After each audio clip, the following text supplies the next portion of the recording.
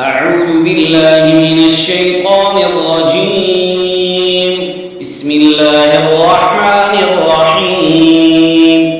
واتبعوا ما تتلو الشياطين على ملك سليمان وما كفر سليمان ولكن الشياطين كفروا يعلمون الناس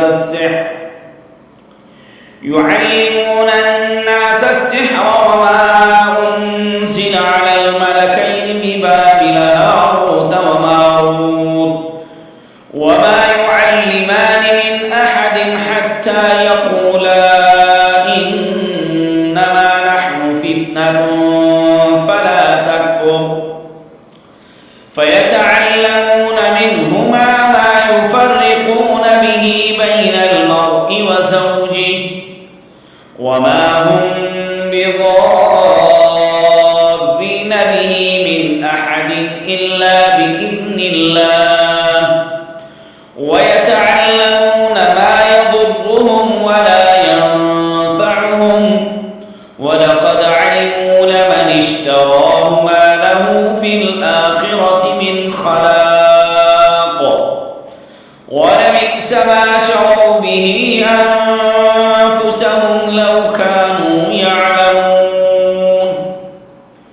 ولو أنهم آمنوا واتقوا لمثوبة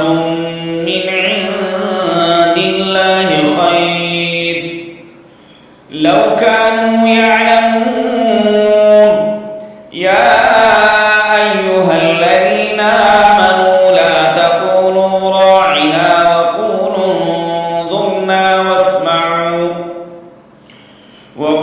انظرنا واسمعوا وللكافرين عذاب أليم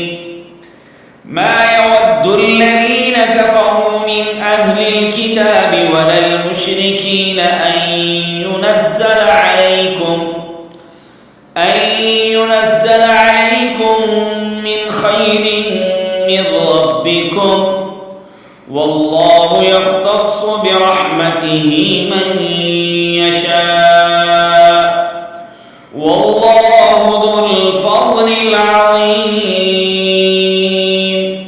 صدق الله العظيम। एम बाबू Tanoli Islamic studio से आज आपको 16वां सबक पढ़ाया गया है। अल्हम्दुलिल्लाह ये कुरान पाक पढ़ाने का सिलसिला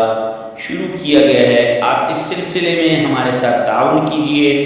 इस सिलसिले को दूसरों तक पहुँचाइए।